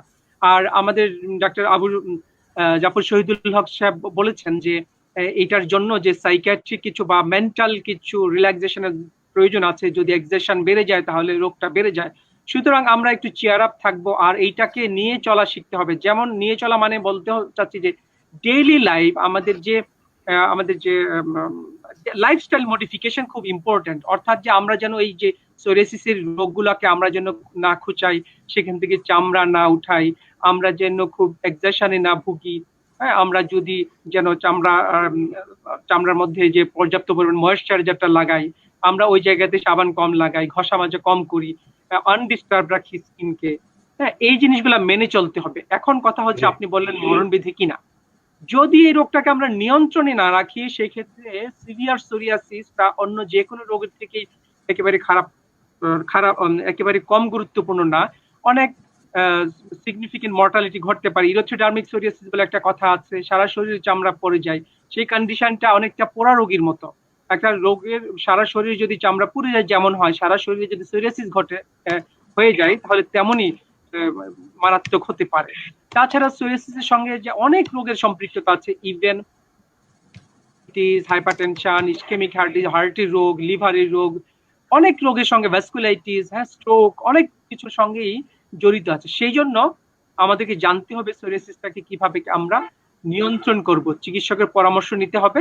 কম কম থাকলে, যদি মাইল্ড থেকে থাকে, তাহলে আমরা ময়েশ্চারাইজার বা টপিক্যাল কিছু স্টেরয়েড, যেগুলো সবসময় প্রেসক্রিপশন করে আপনার ডাক্তার, এগুলো ঘুরায় আমরা বলি রোটেশনে আমরা ব্যবহার করতে পারবো। কিন্তু যদি বেশি হয়ে যায়, অবশ্যই আপনাকে ডাক্তারের শরণাপন্ন হতে হবে এবং সেই ক্ষেত্রে সিস্টেমিক মানে খাওয়ার বা সেই অবস্থা বুঝে সোরিয়াসিসের ওষুধকে নিয়ন্ত্রণে রাখতে হবে। অনিয়ন্ত্রণ জীবন, যেমন অনিয়ন্ত্রিত যেমন ডায়াবেটিস, হাইপারটেনশন ভালো না, নিয়ন্ত্রণহীন সোরিয়াসিস ভালো না। ধন্যবাদ। জি, ধন্যবাদ। সুপ্রিয় দর্শক শ্রোতা, আপনারা শুনছেন, দেখছেন এবিসি রেডিও থেকে প্রচারিত voice of doctors powered by SK pharmaceuticals limited. আজকে আমাদের নলেজ পার্টনার বাংলাদেশের one of the pioneer antihistamine brand built in এবং হচ্ছে টপিক লোয়েস। আমি সোরিয়াসিস নিয়ে সম্বোধন সমন্বয়ে আপনার কাছে আরো বেশ কিছু প্রশ্ন আছে, আপনি যদি কন্টিনিউ করেন। জি, সোরিয়াসিস নিয়ে আছে এবং সেটা নিয়ে যদি পড়ি, স্মিতা লিখছেন, I have psoriasis on my foot and toe and since lockdown I can't visit my doctor. At times it itches a lot and becomes dry often. So dry হয়ে যাচ্ছে এবং dry হওয়ার কারণে চুলকানি হচ্ছে, এটা বলছেন। তার এলবো অর্থাৎ হাতের কোনোইতেও চুলকানি হচ্ছে সোরিয়াসিসের কারণে। How should that be dealt with while staying at home? And also a year back I had infection there and it was controlled back then by the doctor. আচ্ছা, এক বছর আগে ওখানে ইনফেকশন হয়েছিল এবং সেই সময় ডক্টরের সাহায্যে উনি ডক্টরের শরণাপন্ন হয়েছিলেন এবং সেই সাহায্যে সেটাকে আসলে নিয়ন্ত্রিত করা হয়। But if it happens during this time, how should that be taken care of or controlled at home? If any home remedies there, please recommend. Thank you. জি, শহীদুল হক স্যার, আমি আপনার দৃষ্টি আকর্ষণ করছি। হ্যাঁ, ঠিক আছে, ধন্যবাদ আপনাকে সুন্দর প্রশ্নের জন্য। আসলে এই সিচুয়েশনে তো আসলে আমরা সবাই বলি স্টে হোম, স্টে সেফ। তো এই ক্ষেত্রে আসলে যতটা প্রয়োজন না হলে বাইরে না যাওয়াই ভালো। তো এই জন্য আমি যেটা বলছি সোরিয়াসিসের জন্য, যে এখানে যে একটা আপনি একটা স্টেরয়েড ইউজ করতে পারেন, যেমন একটু ক্যারোটোলাইটিকও আছে, স্টেরয়েডও আছে, যেমন টপিক্লোএস would be the right choice, one of the right choice. টপিক্লোএস 6% ointment, টপিক্লোএস 6% ointment আপনি সকাল রাতে লাগাতে পারেন এবং ইন বিটুইন যখনই আপনার এই জায়গাটার কথা মনে পড়বে, আপনার হাতের কথা মনে পড়বে, আপনি সিম্পল ময়েশ্চারাইজার ভেজলিন আবার লাগাতে পারেন। আপনি যদি মনে করেন যে 1 ঘন্টা পর পর আপনার জায়গাটার কথা মনে পড়ছে, আপনি জাস্ট স্মুথলি আপনি জায়গাটাতে লাগাবেন, স্মুথলি, মানে মানে খুব বেশি রাব করবেন না। Frequent rubbing is one kind of injury, যেটা থেকে আবার আপনার সোরিয়াসিসটা অ্যাগ্রাভেট করতে পারে। জাস্ট সিম্পলি মানে আস্তে করে লাগিয়ে দিবেন, সেটা ময়েশ্চারাইজার লাগিয়ে দিবেন। আর টপিক্লোএস যেটা অয়েন্টমেন্টের 6%, যেটা টপিক্লোএস 6%, এটা সকাল রাতে আপনি লাগাতে পারেন। এটা হচ্ছে বিষয়। আর যদি কোনো কারণে খুব বেশি বেড়ে যায়, এক্ষেত্রে টপিক্লোএস অয়েন্টমেন্ট 6% রাতে লাগিয়ে আপনি ওই জায়গাটাকে আপনি পলিথিন দিয়ে মুড়ে রাখতে পারেন। তাতে হবে কি, ওষুধটা জায়গা মতো থাকবে, এট দ্য সেম টাইম ওখানে একটা যে আপনার হিউমিডিটি বেড়ে গিয়ে penetration of the medicine increase করবে, so that you will get better benefit. এইভাবে আপনি করতে পারেন, করলে ইনশাল্লাহ আপনি একটা ভালো ফলাফল পাবেন আশা করছি। জি স্যার, যদি সোরিয়াসিসে যদি চুলকানি থাকে তাহলে কি সেই পেশেন্ট বিল্ট ইন খেতে পারবে কিনা? অবশ্যই খেলতে পারবে, কিন্তু সোরিয়াসিস ক্ষেত্রে চুলকানিটা আসলে অ্যালার্জির জন্য না, রেদার ড্রাইনেস এর জন্য। সেই ক্ষেত্রে আমরা বলো ময়েশ্চারাইজারটা বেশি ইউজ করবে, প্লাস বিল্ট ইন আপনি খেতে পারবেন। জি, ওকে, ধন্যবাদ স্যার। সমন্বয়, আপনার কাছে যদি কোনো প্রশ্ন থাকে, নাহলে আমার কাছে আবার একটি এসএমএস এসেছে, খুব ইন্টারেস্টিং এসএমএস, আমি একটু পড়তে চাচ্ছি এসএমএসটি, এবং আমি এই এসএমএসটির উত্তর দিতে সাইফুল স্যারকে অনুরোধ করব। আমাদের একজন দর্শক প্রশ্ন করেছেন, উনি ফর্সা, উনি গোসল করার পরে ওনার সারা শরীর লাল হয়ে যায়, আস্তে আস্তে ঠিক হয়। উনি কাপড় পরার পরে, যদি উনি কাপড় পরে কিছুক্ষণ রোদে যান, ওনার সারা শরীর লাল হয়ে যায়, আবার ছায়ায় আসলে উনি নর্মাল হয়ে যান। ওনার গায়ে যদি অন্য কোনো ধরনের কোনো পাতা বা অন্য কোনো কিছু যদি শরীরে লাগে, ওই জায়গাতে লাল চাকা হয়ে যায়। উনি এজন্য অনেক ডাক্তার দেখিয়েছেন, কোনো ভালো ফল পাচ্ছেন না, উনি কি করবেন? স্যার, গোসল করার পরে হচ্ছে সারা শরীর লাল হয়ে যাচ্ছে, কাপড় পরার পরে লাল হয়ে যাচ্ছে, এবং শরীরে যে কোনো কিছু লাগলেই লাল হয়ে যাচ্ছে, চাকা হয়ে যাচ্ছে, উনি কি করবেন? জি, গোসল করার পর শরীরে চুলকানি হচ্ছে, লাল হচ্ছে, ফুলে যাচ্ছে, আমরা সেটাকে বলি অ্যাকুয়াজেনিক প্রাইটাস, অ্যাকুয়াজেনিক আর্টিকেরিয়া। এইটার থেকে মুক্তি পাওয়ার জন্য অ্যাকচুয়ালি আবার উনি সাথে সাথে বললেন যে ওনার ফটোসেনসিটিভিটি আছে, দ্যাট মিনস উনি রোদে গেলে চুলকায়, আবার ছায়া আসলে ভালো হয়ে যায়।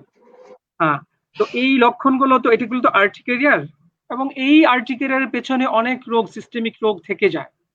এমনিতে করণ ছাড়াও ইডিওপ্যাথিক আর্টিকেরিয়া হতে পারে, তাছাড়াও পেছনে অনেক অটো ইমিউন ডিজিজ বা রোগ থাকে। সেই জন্য তো এইগুলোকে একেবারে ইগনোর করা যাবে না, সেই জন্য কিছু রক্ত পরীক্ষার প্রয়োজন আছে। যদি কোভিড চলে যায়, আপনি অবশ্যই একজন ভালো ডার্মাটোলজিস্টের মুখোমুখি হবেন। তবে যেহেতু আপনার গোসল করার পরে ফুলে যায়, আর্টিকেরিয়াটা হয়, সেই জন্য কিছু পরামর্শ আমি বলছি। আপনি গোসলের আগে ভালো হয় যদি কোনো বাথ অয়েল, তেল মেখে আপনি গোসল করতে পারেন। সেই ক্ষেত্রে স্কিনে, পানিতে যে অ্যালার্জিটা আছে সেটা হয়তো অ্যাবজর্পশন কম হবে, এইটা একটা জিনিস। 2 নাম্বার, যদি আপনি ঠান্ডা পানিতে গোসল করলে যদি একটু বেশি হয়ে থাকে, তাহলে একটু হালকা গরম পানিতে গোসল করে দেখতে পারেন, এইটার জন্য বলছি। আর আপনি যেহেতু রোদে গেলে হয়, এটা অ্যাভয়েড করে যাবেন। বাট এগুলোর জন্য কিছু ওয়ার্কআপের প্রয়োজন আছে, আই মিন কিছু পরীক্ষা নিরীক্ষার প্রয়োজন আছে, কারণ এটা আন্ডারলাইন কিছু ডিজিজ থেকে যায়। আর তার পাশাপাশি আপনাকে আমি বলবো ডিনাফ্লেক্স ট্যাবলেট 180 মিলিগ্রাম সকালে খাবেন, আর বিল্ট-ইন ট্যাবলেট একটা খাবেন রাতে। আপাতত আপনি 15 থেকে 1 মাস খেতে থাকেন। অনেক সময় হয় কি, এগুলোকে এইরকম অ্যান্টিহিস্টামিন দিয়ে চিকিৎসা করার পরে এগুলো চলেও যেতে পারে। যদি ভালো না হয়, তাহলে আপনি পরবর্তীতে ডাক্তারের সঙ্গে পরামর্শ করবেন। আপাতত সকালে আপনি ডিনাফ্লেক্স ট্যাবলেট খান, আর রাতে বিল্ট-ইন ট্যাবলেট খান। ধন্যবাদ।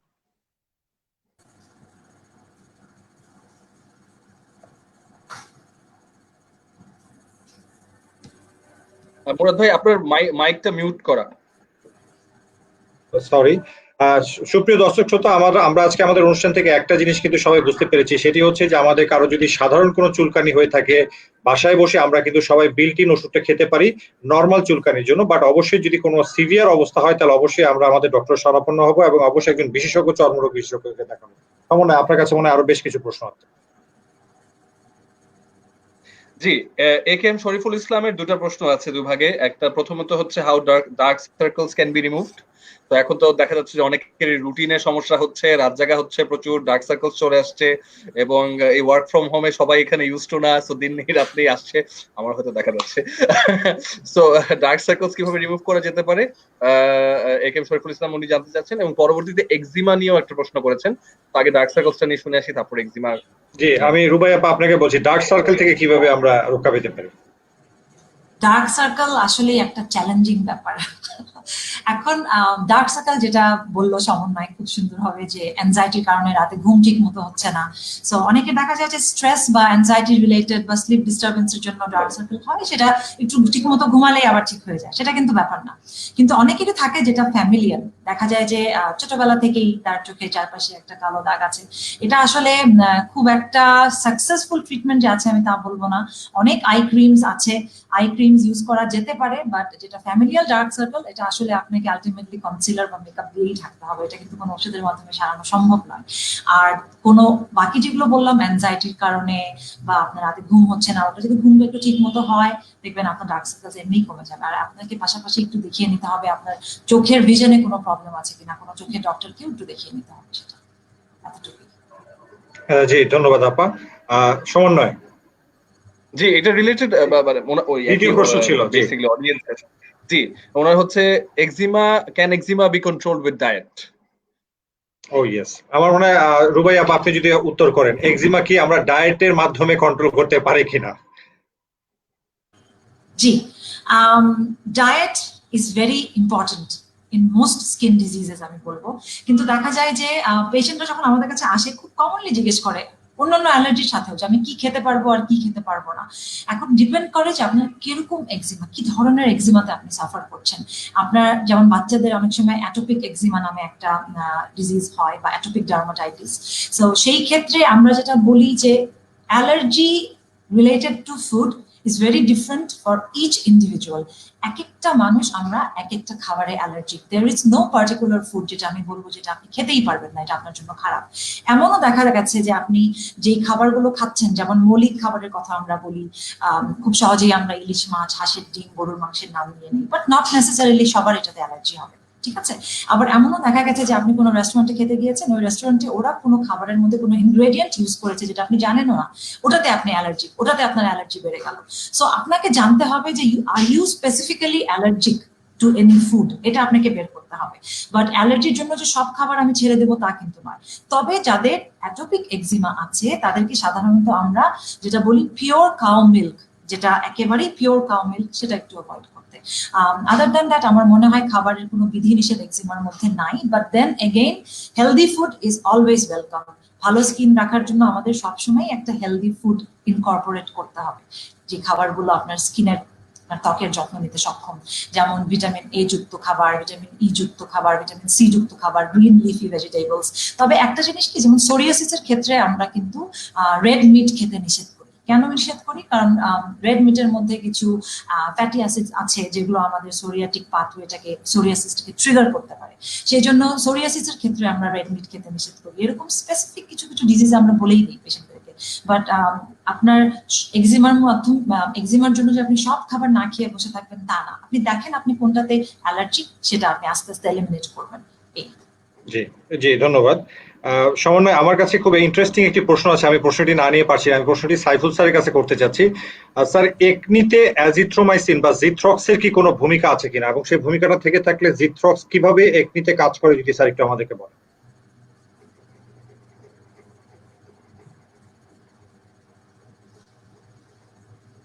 স্যার আনমিউট করে নিতে হবে।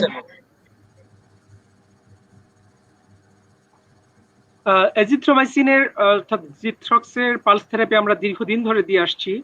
খুব ইফেক্টিভ একটা ট্রিটমেন্ট ছিল। সপ্তাহে আমরা 3 দিন দিতাম, এরকম করে 4 সপ্তাহ বা 5 সপ্তাহ এরকম করে আমরা দিতাম। খুব ভালো একটা চিকিৎসা। তবে সম্প্রতি এইটা স্টাডিতে দেখা গেছে যে এটা আর তেমন কার্যকর না। হ্যাঁ, জি জি ধন্যবাদ স্যার। হ্যাঁ, সমন্বয়। জি, অর্চি ফারহানা হুদা উনি বলছেন ওনার বাচ্চার বয়স 4 বছর, স্কিন প্রচন্ড ড্রাই, পেট্রোলিয়াম জেলি দিনে 3 বার লাগালেও ড্রাই থাকে, এবং ড্রাইনেস কমানোর জন্য কি করা যেতে পারে? শহীদুল হক স্যার। আচ্ছা, ধন্যবাদ প্রশ্নটার জন্য। স্কিন অনেক ড্রাই বাচ্চার, এটা স্কিনের কন্ডিশন নিজেরই হতে পারে, অথবা ইন্টারনাল কোনো ডিজিজ, স্পেশালি হাইপোথাইরয়েডিজম যদি থাকে তখন হতে পারে।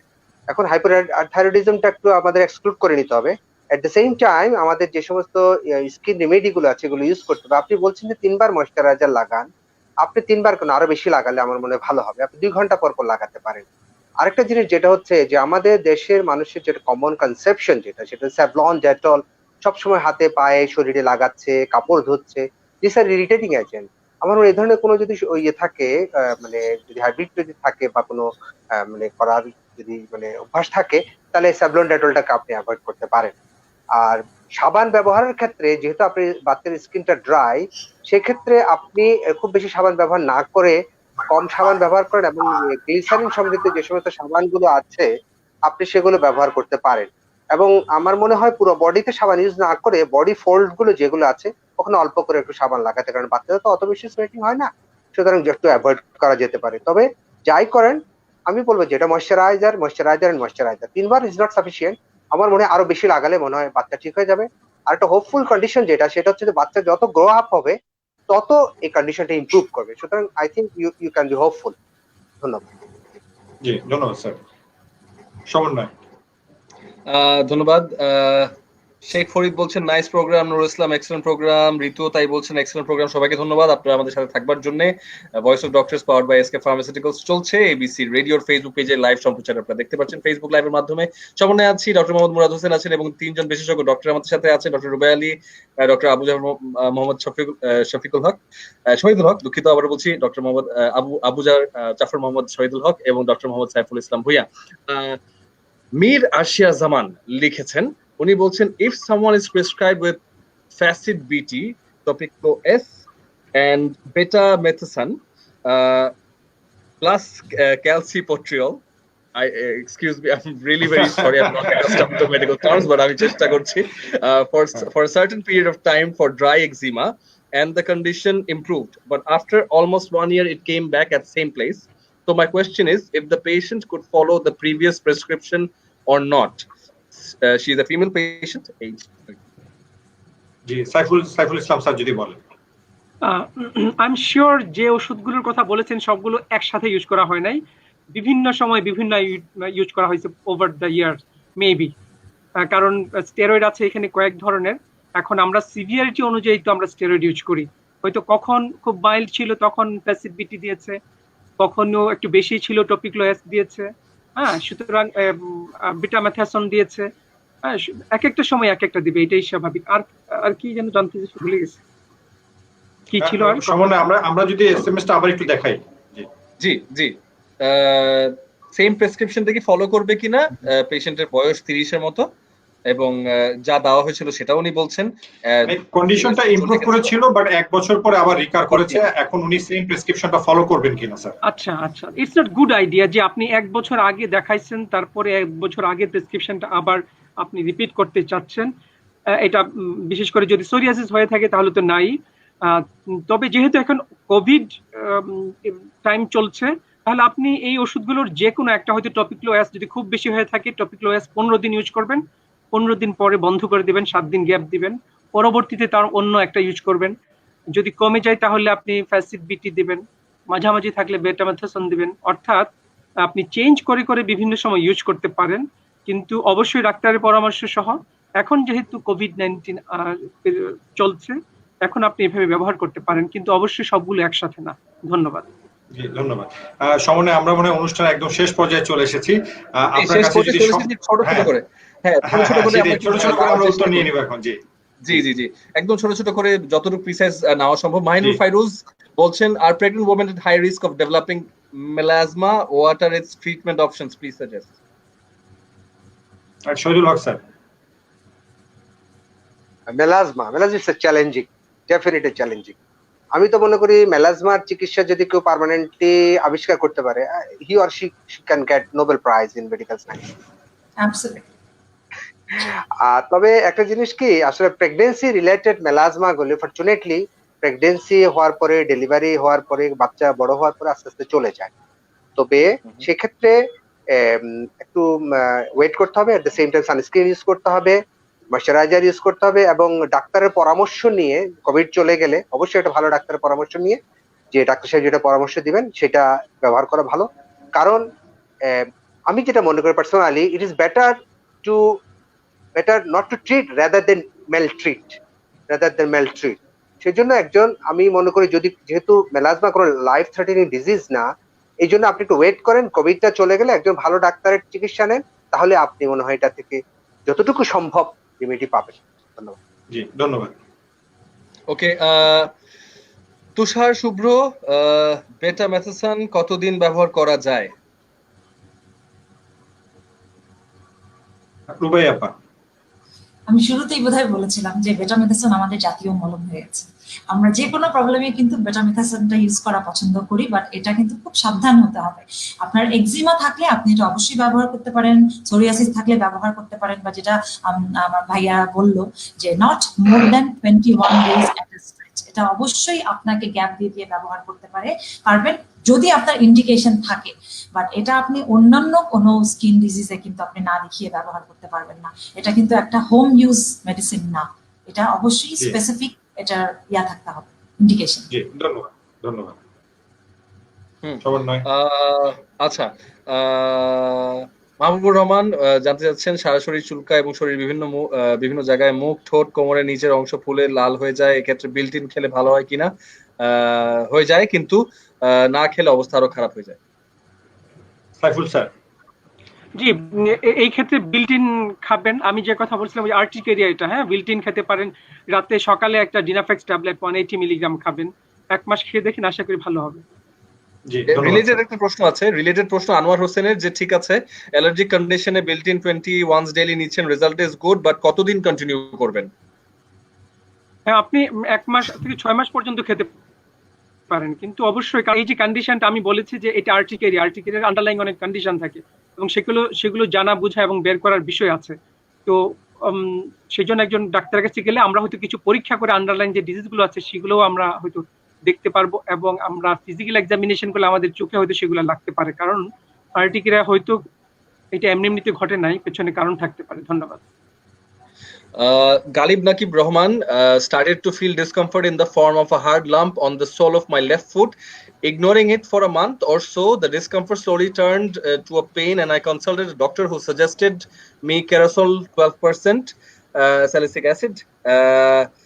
He said that it is a callus or wart type and the ointment will take care of it. I kept on applying it, but nothing changed. Then after a month, I went to another doctor for a second opinion, who diagnosed it as a plantar psoriasis and told me to get rid of the wart D.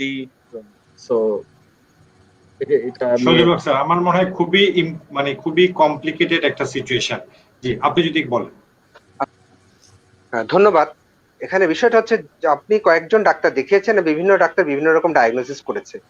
আসলে ব্যাপারটা হচ্ছে যে diagnosis is very important. এখানে diagnosis না করে আসলে treatment করাটা একটু ডিফিকাল্ট হবে। এখন ধরেন এই জিনিসটা আপনার যদি ওয়ার্ট হয়ে থাকে তাহলে এক ধরনের ট্রিটমেন্ট, আর আপনি যদি ক্যালাস হয়ে থাকে তাহলে আরেক ধরনের ট্রিটমেন্ট। আচ্ছা, যদি ক্যালাস হয়ে থাকে তাহলে আপনাকে এখানে শুটা আপনি যে ফুটওয়্যারটা ইউজ করেন, দিস ইজ ভেরি ইম্পর্টেন্ট। ফুটওয়্যারটা যদি ইল ফিটিং ফুটওয়্যার যদি হয়ে থাকে, তাহলে আপনি যদি এটা অমিট করেন, সেটা যদি আপনি যদি কমফোর্টেবল শু যদি ইউজ করেন তাহলে ইমপ্রুভ করবে। আমি আমার এক্সপিরিয়েন্স শেয়ার করতে চাই। আমার কাছে একটা পেশেন্ট এসেছিল, ওল্ড লেডি, তার এই ধরনের একটা কন্ডিশন ছিল। আমি without giving any treatment but change the footwear, she became 100%।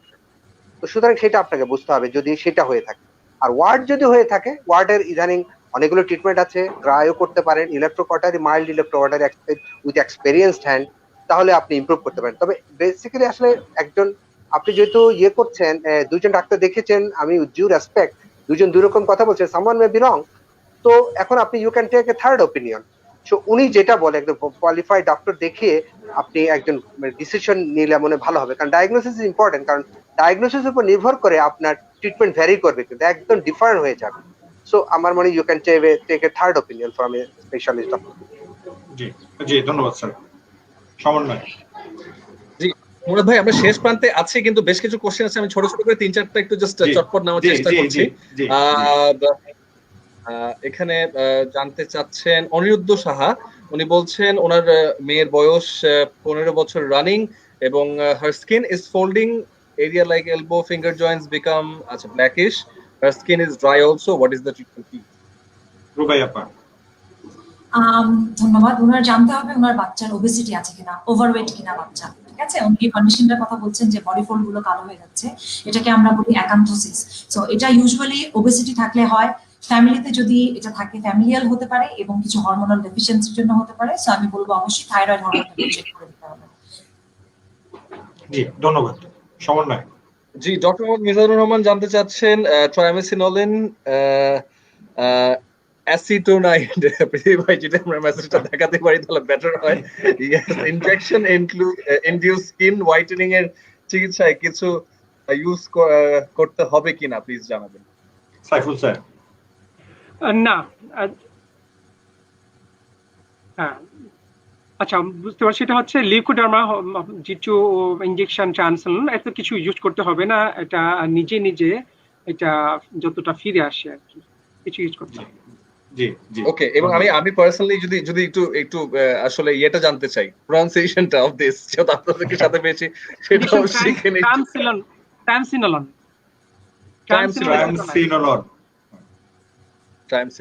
Okay, acetonide, ওকে ট্রাইমসিনোলন।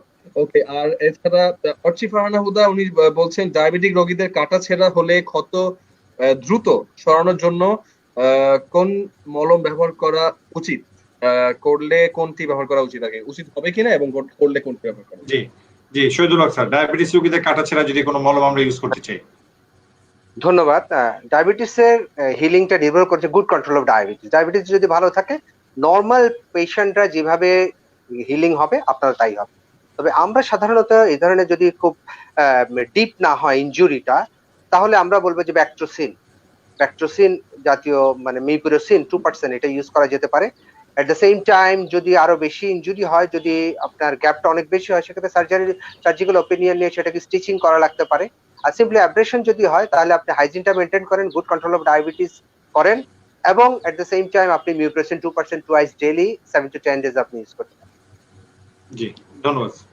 ওকে, আর এছাড়া দুইজন ডিফারেন্ট ভাবে জিজ্ঞেস করেছেন যে আসলে অ্যালার্জি নির্মূলের উপায় আছে নাকি, যেমন হাসান তারিক একজন, যে অ্যালার্জি নির্মূল করা সম্ভব কিনা, এবং মাহবুবুর রহমানও তাই বলছেন যে অ্যালার্জি কেন হয় এবং এটাকে নির্মূল করা সম্ভব কিনা। জি সমন্বয়, আমরা এটা শেষ প্রশ্ন নিচ্ছি রুবাই আপার কাছে, এরপরে আমরা লাস্ট সাইফুল স্যারকে একটা প্রশ্ন করে শেষ করে দিব আজকের অনুষ্ঠান। রুবাই আপা আপনি যদি আর এটা পরে তাহলে জাস্ট দুটা ছোট প্রশ্ন নেই, কারণ যত লিখে ফেলেছে পেয়ে গেছে, একদম ছোট করে দিয়েছে। জি জি জি জি রুবাই আপা। জি, অ্যালার্জি নির্মূল করা আসলে খুবই একটা ট্রিকি কোয়েশ্চেন করেছেন উনি। এখন ওনার অ্যালার্জিটা কিসে হয় এটা আসলে ওনার জানতে হবে, আর আমরা অ্যালার্জি লেভেলটাও অনেক সময় আইডেন্টিফাই করার চেষ্টা করি। যদি ইমিউনোগ্লোবুলিন ই নামে একটা জিনিস অনেক বেশি মাত্রায় থাকে, সেই ক্ষেত্রে কিছু বায়োলজিক্স এসেছে, সেটা ইনজেকশনের মাধ্যমে হয়তো বা ভালো ফলাফল পাওয়া যেতে পারে। বাট আসলে অ্যালার্জি নির্মূল করে ফেলার মতো আসলে আমি এভাবে বলতে পারবো না যে হ্যাঁ ওয়ে আছে, বাট এটাকে কন্ট্রোল করা সম্ভব। ওকে, আর এছাড়া সাজেদা ইসলাম জানতে চাচ্ছেন পিঠে এবং হাতে ছোট ছোট গুড়ি গুড়ি পিম্পলসের সলিউশন কি? জি শহীদুল হক স্যার, ছোট ছোট পিম্পলস হাতে এবং গায়ে। ওনার বয়স কত? এটা মেনশন করেননি, সো আচ্ছা এটা পিঠে এবং হাতে one of the classical sites of acne vulgaris. So acne vulgaris এটা হওয়ার সম্ভাবনা খুবই বেশি। সেই ক্ষেত্রে কি বলে, কিছু পিঠে এবং হাতে যেটা হয় সাধারণত এগুলো আসলে কমেডোনাল হয় এবং ওপেন কমেডনই বেশি হয়। সেক্ষেত্রে কিছু ক্যারোটোলাইটিক এজেন্ট ইউজ করলে বয়সটা জানিয়েছেন 23 বছর। 23 বছর যদি হয়ে থাকে তাহলে উনি যদি মাইল্ড হয় তাহলে উনি রেটিনয়েডস ইউজ করতে পারেন রাতের বেলা। সাধারণত এই জায়গাগুলোতে যে ইয়েটা হয়, ব্রনটা হয়, সেটা সাধারণত ওপেন কমেডন হয় এবং ওপেন কমেডনে রেটিনয়েডস ব্যবহার করলে, এবং উনি ব্যবহার করে যদি হাফ এন আওয়ার যদি বা 1 to 2 আওয়ার যদি উনি কাপড়টা একটু যতটুকু সম্ভব কমিয়ে করে যদি রাখতে পারেন প্রতি রাতে, আমার মনে হয় 15 ডেজের পরে কমেডনটা ওপেন হয়ে যাবে। এট দ্য সেম টাইম কিছু স্কেলিং হয়ে এটা ইমপ্রুভ করে যাবে। তারপরে না হলে উনি একজন ডাক্তারের শরণাপন্ন হতে পারেন। জি, শেষ যেটা নিচ্ছি সেটা হচ্ছে মাহবুবুর রহমান জানতে চাচ্ছেন অ্যালোপেশিয়ার কিওর হয় নাকি? এটাই শেষ প্রশ্ন, আর কমেন্ট থেকে নিতে পারছি না। এবং আমাদের এই জিনিসটা যারা মানে যিনি হেড করছেন এই প্রোডাকশনটা আপনারা দেখতে পাচ্ছেন, ব্যাক এন্ডে যিনি কাজ করছেন পৃথিবী ভাই, তার একটা ব্যক্তিগত ইয়ে ছিল যে অ্যামফিতের কালো দাগ কিভাবে কমানো যায়। তো এই দুটো প্রশ্ন আমি দুইটা প্রশ্নের উত্তর রুবাই আপার কাছ থেকে নিচ্ছি এবং তারপরে আমি সাইফুল স্যারকে একটা প্রশ্ন করবো এবং তার মাধ্যমে আমাদের কোশ্চেন আনসার সেশনটা শেষ হয়ে যাবে। জি, এটা শেষ করবো এবং একদম শেষে যদি স্যার এবং ম্যাডামরা যদি তাদের যদি কোনো কনসালটেশন নাম্বার থাকে, যেহেতু সবাই এখন বাসায় আছে, যদি কোনো উপায় থাকে সেটাও যদি জানিয়ে দেন তাহলে ভালো হয়। সো ফার্স্ট কোয়েশ্চেন ছিল অ্যালোপেশিয়ার পার্মানেন্ট চিকিৎসা আছে কিনা। সেটা যদি অ্যালোপেশিয়া এরিয়াটা হয় অবশ্যই পার্মানেন্ট চিকিৎসা আছে। আমরা কিছু ইনজেকশনের মাধ্যমে কিছু মলমের মাধ্যমে এটা ম্যাক্সিমাম রোগী ভালো ফলাফল পায়। আর যদি এটা অ্যান্ড্রোজেনেটিক অ্যালোপেশিয়া হয়, যেটা বংশগত কারণে হেয়ার লস, সেটা আসলে সেই প্রসেসটাকে আমরা লম্বা করে রাখতে পারি বিভিন্ন ওষুধের মাধ্যমে। বাট অ্যান্ড্রোজেনেটিক অ্যালোপেশিয়া একসময় চুল ঝরে যেতে থাকে, বাট সেটারও ভয়ের কিছু নাই, কারণ হেয়ার ট্রান্সপ্লান্ট এখন খুবই একটা ভালো চিকিৎসার। আর সেকেন্ড কোয়েশ্চেন ছিল হচ্ছে আর্মপিটে কালো দাগ। এখন আর্মপিটে কালো দাগ যেটা বলছিলাম যে দেখতে হবে উনি ওভারওয়েট কিনা, এটা একটা। আর অনেক সময় মেয়েদের ক্ষেত্রে দেখা যায় ওনারা অনেক হেয়ার রিমুভাল ক্রিম ইউজ করে বা ভ্যাকসিন করে, এটা থেকে কিন্তু আর্মপিটের কালো দাগটা অনেকখানি বেড়ে যায়। সো মেয়েদের ক্ষেত্রে আমি ডিসকারেজ করবো ভ্যাকসিন বা হেয়ার রিমুভাল এগুলো না করতে, হেয়ার রিমুভাল ক্রিম না করে বরং লেজার হেয়ার রিমুভালের মাধ্যমে কিন্তু আর্মপিটের কালো দাগ অনেকখানি ভালো হয়ে আসে। জি, ধন্যবাদ আপা। মুরাদ ভাই আপনি যদি কন্টিনিউ করেন এবং শেষে যদি সবাই একটু জাস্ট কনসালটেশন নাম্বার। জি, আমি সাইফুল স্যারকে আমার পক্ষ থেকে একটি সর্বশেষ প্রশ্ন করতে চাই। স্যার, আমরা তো এখন একটা কোভিড-19 একটা সিচুয়েশন আছে, এই সময় সবাই আমরা বাসায় আছি, কিন্তু এই হিউমিড কন্ডিশনে, এই গরমের মধ্যে আমাদের আসলে কম বেশি সবারই, সেটা স্পেসিফিক হোক নন স্পেসিফিক হোক, কোনো ডিজিজ কন্ডিশনের জন্য হোক, কোনো অ্যালার্জি কন্ডিশনের জন্য হোক, স্যার আমাদের কিন্তু চুলকানি বা ইচিং হতে পারে। সেই ক্ষেত্রে স্যার আপনি আমাদের রোগীদেরকে কি অ্যাডভাইস করবেন যে আসলে বাসায় বসে ওনারা কি করবেন বা কি করা উচিত স্যার? এখন যেহেতু গরমের সময়, সামার সিজন, আপনারা ঠান্ডায় থাকবেন, বাতাস পর্যাপ্ত বাতাস থাকে এরকম খোলামেলা থাকার চেষ্টা করবেন। আর যদি চুলকানি হয় সরাসরি আপনার আপাতত বিল্ট-ইন ট্যাবলেট রাতেবেলা একটা করে খাবেন। আর যদি আর দিনের বেলা যদি খেতে চান সেক্ষেত্রে ডিনাফেক্স ট্যাবলেট 120 or 180 মিলিগ্রাম খাবেন। এভাবে আপাতত এই সময়টা চুলকানোর জন্য এই চিকিৎসা বিল্ট-ইন রাতেবেলা সকালবেলা ডিনাফেক্স এমন ভাবে খেয়ে যেতে পারেন এই সময়টা। তারপর কোভিড সময়টা চলে গেলে আমরা আবার দেখা হবে সবার।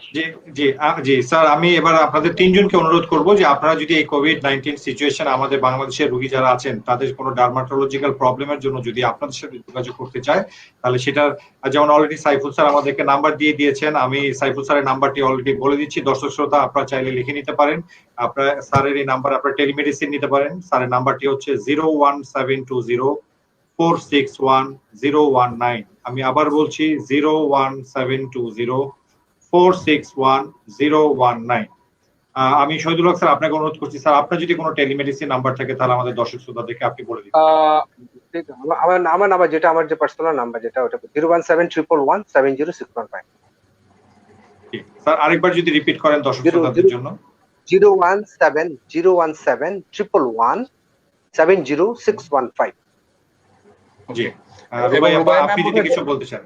রুবাই ম্যাম এভারকেয়ার হসপিটাল টেলিমেডিসিনের কথা বলছেন।